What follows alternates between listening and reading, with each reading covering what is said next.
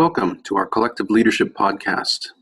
This podcast is focused on collaboration and common outcomes when working with teams or groups of people. My name is John Thornburn, and I will be your presenter today. This presentation was previously presented at the BOSS Conference in Vancouver on October 15th, 2015. More information can be found at www.championsforcommunity.com.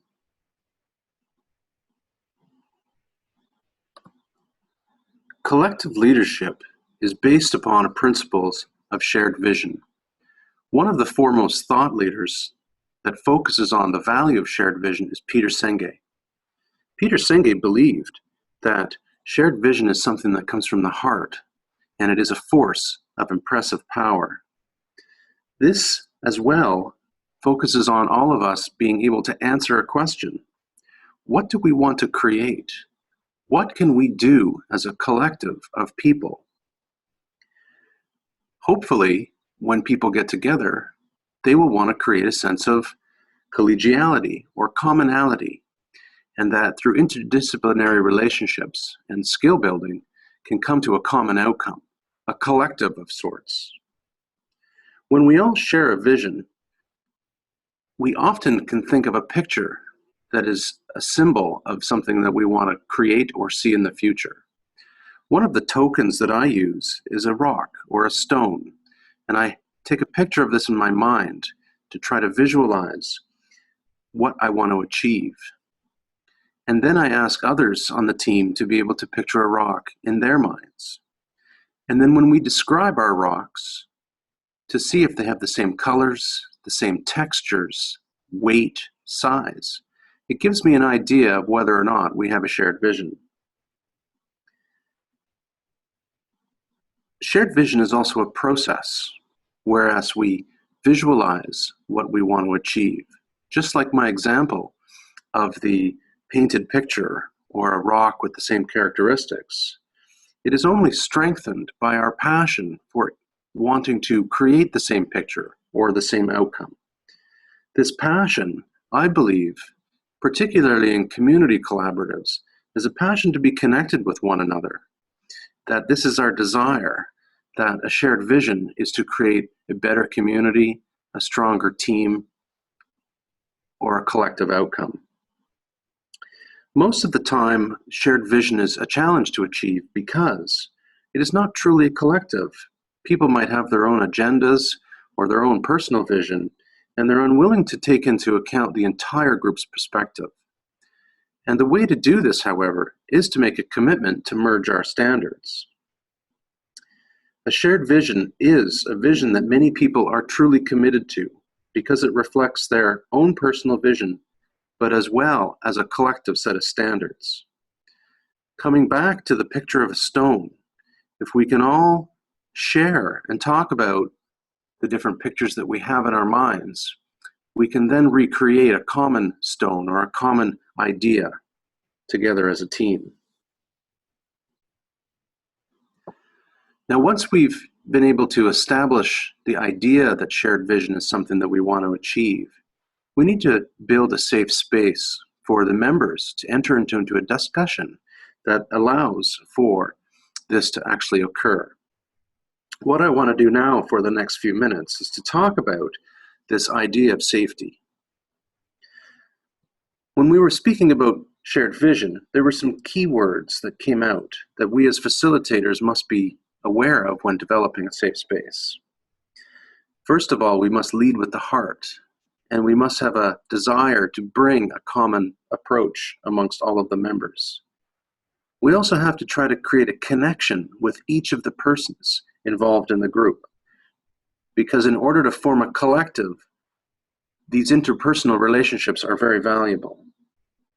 And ultimately, we have to have standards ourselves. We have to believe that if we can create that sense of safety in a group, that it will help us build that shared vision. Now, my background is based on using a coaching philosophy to develop and facilitate a safe space among community members. And John Whitmore is one individual who teaches the coaching philosophy of which this is based upon. And it it basically focuses on that we have a universal commitment to move forward. So when I'm working with you or any member of the team, I do believe that together we can take a stronger step forward than backwards. And with the focus of our energy to creating a common identity, together as partners, we will work collaboratively in order to lift our aspirations together. Now, one of the things we have to be careful about is that we cannot rush building a safe space. Now, sometimes this can happen very quickly in a matter of seconds or even minutes, based on first impressions, collegiality, and temperament. However, in other cases, and particularly as the group size increases, it becomes important to make sure that you do not rush the process, and likely may even take many meetings to fully achieve.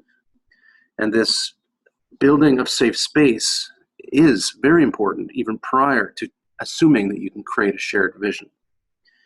And this list here are some of the things that you can focus on in creating this safe space, and I will go through them one by one.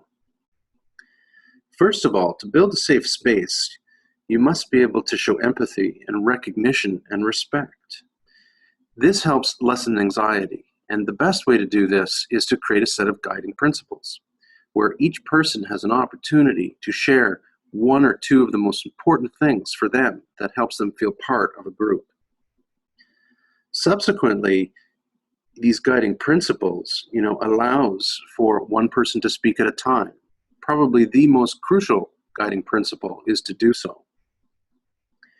Just like when we were using the stone to visualize what we would like our vision to be, this same stone I use in my groups to symbolize the person that has the opportunity to speak at the moment. And this can be passed around to different members, which builds on strength and appreciation of other people's thoughts and input. Now, it is important to focus on the long term, as well as I'd mentioned before. And the best way to do this is through creating respect. And the best way to create respect is to understand what other people's strengths are. So through your initial conversations, setting up the meeting following the guiding principles, discussing some of the value systems that people have is important. And one of the ways to do this is through strategic questions. Questions that do not seek an answer as much as the way the person answers the question. And strategic question, allows for individual beliefs to come out, and then with the purpose of using those strengths to find common ground. So ultimately, asking a question of each person in the room will give you the commonality that exists between all of the members. The other part of strategic questioning that is very valuable is that it allows you to explore alternatives. And so as a parking lot of sorts, as people share information, you as the facilitator can make mental notes around how this team will be successfully built. And then finally, one must draw into the passion and focus on building a team rather than just achieving a goal. So again, with strategic questioning and the guiding principles, the ultimate result is safe space rather than achieving your goal.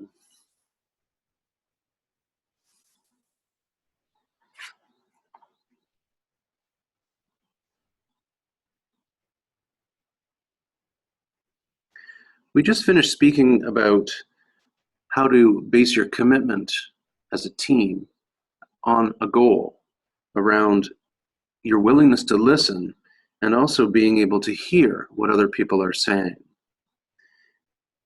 As part of your guiding principles, it is also important not to dismiss other people's ideas.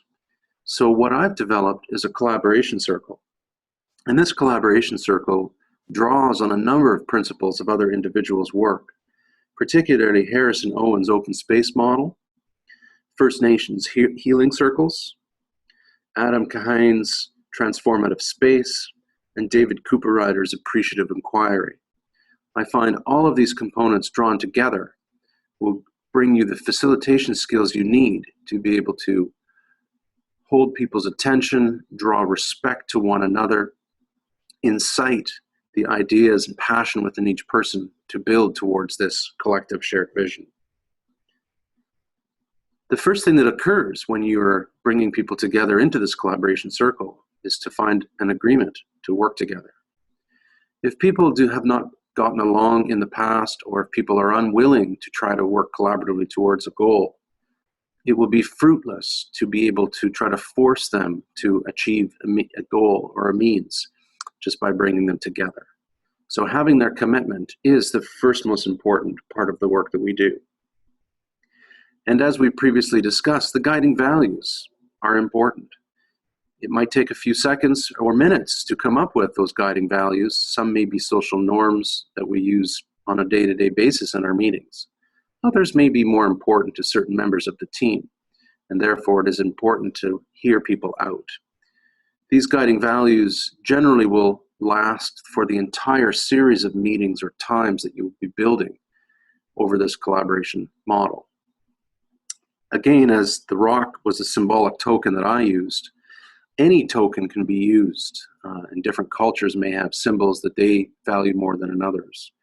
But the rock that I hold in my hand, that you can picture being light, like coral, and in the shape of an egg, is the picture I want to be in your mind. And as I have this and pass this around to different members of the circle, I symbolize the transfer of listening skills to questioning skills.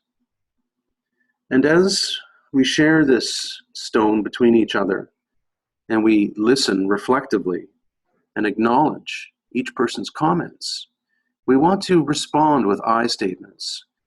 Rather than being judgmental, the perception is that I heard you and I like what you said, or I disagree, or this is what I think.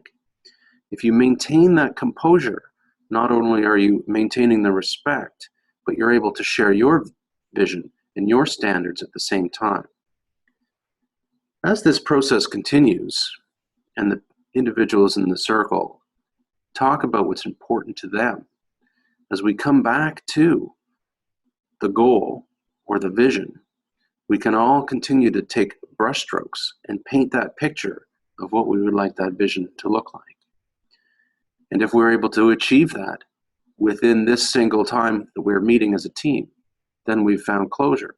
We found closure to be able to say that we successfully have collaborated and have come up with an idea or an action that we can all agree to move forward on. Sometimes we need to close with the idea that we will meet again. And when we do meet again, we will need to re-agree, reconfirm, ensure that the guiding values still stand, use our symbol to acknowledge what people are saying and to acknowledge the things that we return and the gifts that we share in collaborating the ideas that we want to keep moving towards.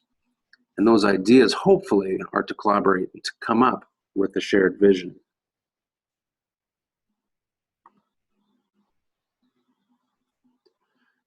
So one of the vignettes that we did at the BOSS conference was to invite 3 people up to the room. And the first vignette was virtually my partner and I, Cindy, talking over one another, asking each other's questions while asking the members questions, and moving around them in a jostled way. So we were interrupting the flow of talking. This wrong way of collaborating was quickly pointed out. And then we moved into a demonstration of the right way. Myself as facilitator asked each of the members what would be a guiding principle for them to make this meeting of the mind successful. Once each person finished, then I asked a strategic question about what they would like to see come out of this meeting. And one by one, I listened as each person talked about the outcome that they would like to come out of this meeting. Similar to a motivational interviewing technique, my reflective dialogue would paraphrase the patterns, the trends that I heard coming from each person that started to build towards a collective. And then using my stone, as I passed it amongst all of the members, each person was able to validate or refute And we kept this going until we were able to come up with a common principle, a common goal, a shared vision that we all could achieve. And then to finalize the workshop, each person in the audience was given a stone, a small tumbling stone. And this symbolized their ability to initiate and spark a dialogue with their teams by building shared vision in safe space.